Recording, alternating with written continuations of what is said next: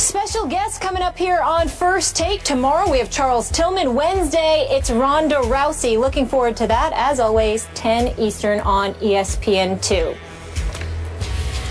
Now, the NFC East, guys. The Cowboys, Giants, and Redskins are all tied at 2-2 for first in the NFC East. And the Eagles, who many picked to win the division, are 1-3.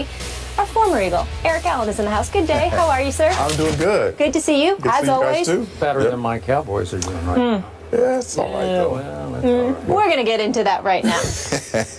Please tell us, who is in control of the NFC East now through 4 weeks? Well, the Giants seem like they're in control right now. Yeah, Big Blue. Go Big Blue. Yeah. But yeah, they all have so many issues. You're talking about the running game with the Giants. But Eli's going to throw the ball. Odell Beckham and Randall's coming up. Harris had a really good game. Yeah. Defensively, playing a lot better. But again, when the Giants are the Giants and the Giants are the team that are going to go to the playoffs, they sack the quarterback, and I don't see that right now with the Giants. So there's issues there with this Giants being the Giant football team that represents the NFC in the Super Bowl. I'm not sure if they're going to get there towards the end. Remember, guys, this is just the first quarter, okay? So the first quarter means a lot, but, you know, there's still a lot of football to play. Dallas Cowboys with the injuries, I mean, you talk about Dez, you talk about Romo, you talk about the other day, Lance Dunbar may have an ACL, and that's huge for this football team.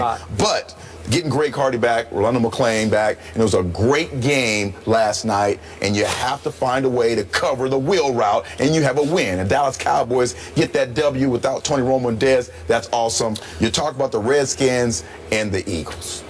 My Eagles right now, I saw the big plays. Yeah. But you know what? There are busted coverages in the back end. You can't guarantee a busted coverage every time you're going against an NFC East opponent. You can't do that. The running back is still going side to side to the downhill. Last year at this time, DeMarco Murray had 385 yards rushing. Right now, 75 yards rushing. How are you going to beat somebody with a balanced attack with 75-yard rushing from your $1 million man? You can't do it like that. And still, the offense looks sluggish at times. They look like they don't connect. There's just, and at the end of the game, the defense been playing pretty good. Pretty much for the last couple of games. Yeah. They play some zone defense and they get Torp in the middle. Then they go man and get the touchdown to end Pierre Garçon.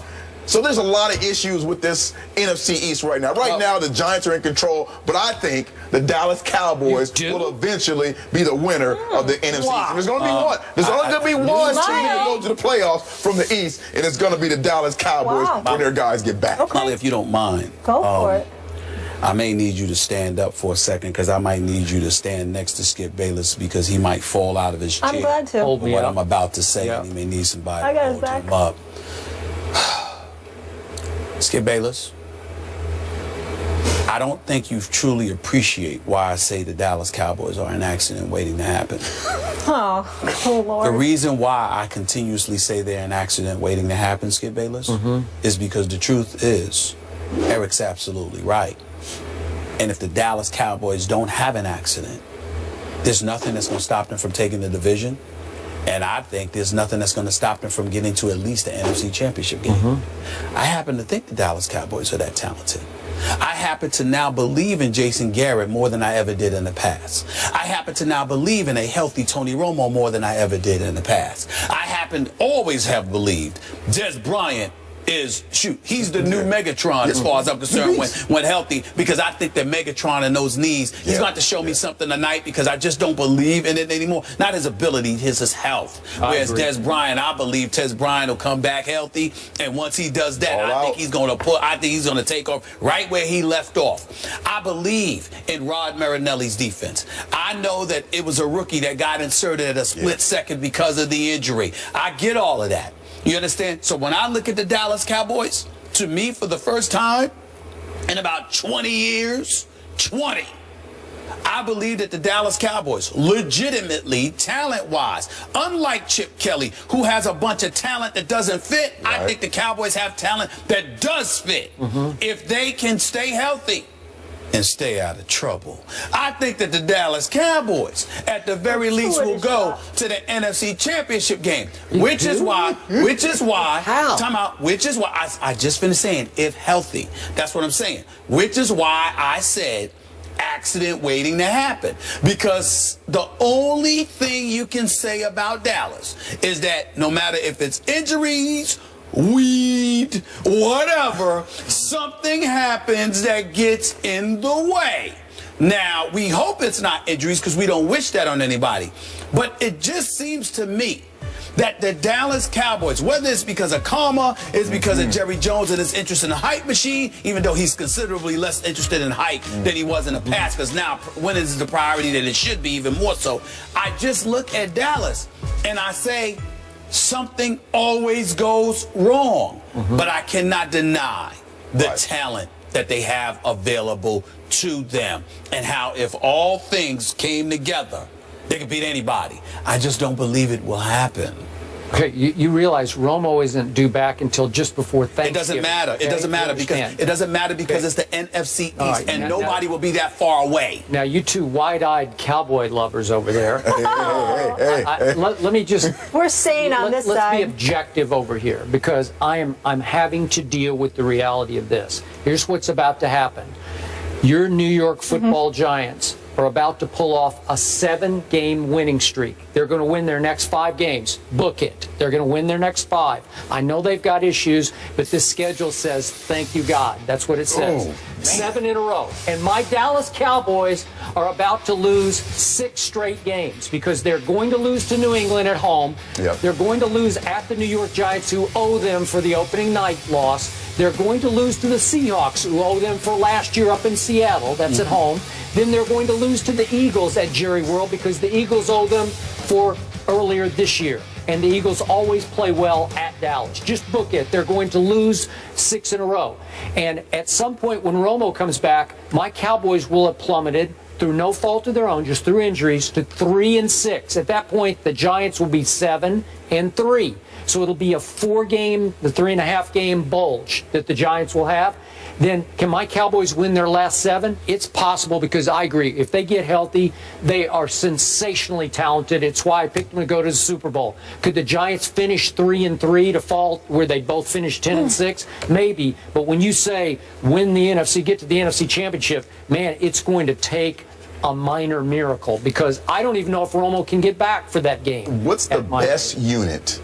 Defense, offense, especially, what's the best unit in the NFC East? The Dallas Cowboys offensive line. And that's what's going to get you know what? I don't know about that right now. I don't know about that right now. Get them through. So last night they rip off a 14-yard gain and a 45-yard gain on the first 2 plays.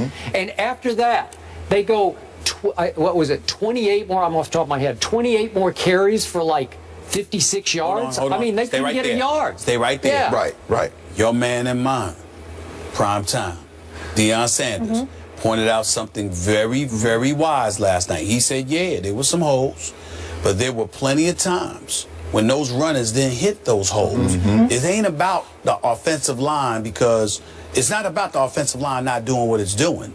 It's about them not having the running back to capitalize off of it, which again comes back to DeMarco. Now, I ask you this question, and I understand your argument, Skip Bayless. We're going to put Skip on the spot right here. All right. I understand your argument. He's nervous. Stay with me. You usually do get a little petrified. I understand. That's what he does that. But here's the deal. I got to ask you this question, Skip, in all seriousness. I understand that you believe Jerry Jones was right.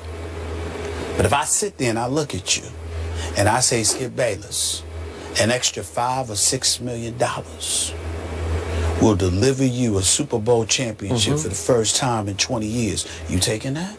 Yeah, but I don't know what they did offer him. I never heard this. It was never publicized what the offer to DeMarco was. No, yes, it was. It was around $12 million. It was around. I remember it was around $12 million. Now he got 19 and 20 from Philadelphia, but it was around $12 million. What I'm saying to you is this, Skip: if you came up to 18. Regardless of how much that may have compromised, considering the 1,845 yards, considering the 449 touches overall last year, considering how it protected Tony Romo, considering how it elevated Jason Witten even more, because then the offensive line looked that much better. You not only had production, you had happiness because guys were good with what was happening. but You sacrificed all of But that. once Chip Kelly offered an outrageous sum for him to go to Philly, he's like, I gotta go. Gotta go. Yeah. Okay. He had to go. He had to go, Eric, because of the discrepancy compared He to would what do a was do-over over. too right now, though, too. In a discrepancy, you trying to tell me that DeMarco Murray sits there and leaves Dallas with that offensive line because of $1.5 million or something like that? No, he wouldn't. He would do a do-over. So that's right what I'm now. saying. Okay, you but, know but that. Jerry was with you about this. They were fearful that he had been used up last year, that he was an accident. They're trying to find the guy. You see that in the numbers in the carries. They're trying to find the guy to help them later on in the season. Maybe it's Kristen Michael. Maybe it's McFadden more. No, come on now. We'll see. Ain't DeMarco. Stop it. Stop it. Stop it. Just accept Well, it. is DeMarco anymore? No. In Philly, because he doesn't have that offensive line that Chip Kelly side to gave side. away 3 offensive linemen. Yeah, running They gave side to away. side. Come on. You know what I mean? Come on Go now. get the guy. Hermans and Run it Matt downhill. What do you want? You did that. Let him go back to Dallas. He looked just like he looked last year. All right, the last time there were back-to-back division winners in the NFC East, that was 2001 to 2004. It was the Philadelphia Eagles. Eric Allen, thank you so much for being with us. Anytime. We appreciate it. We have breaking news coming out of Miami concerning the future of head coach Joe Philbin. We'll discuss that, fill you in, and react to it after the break. Stay here. This is First Takes.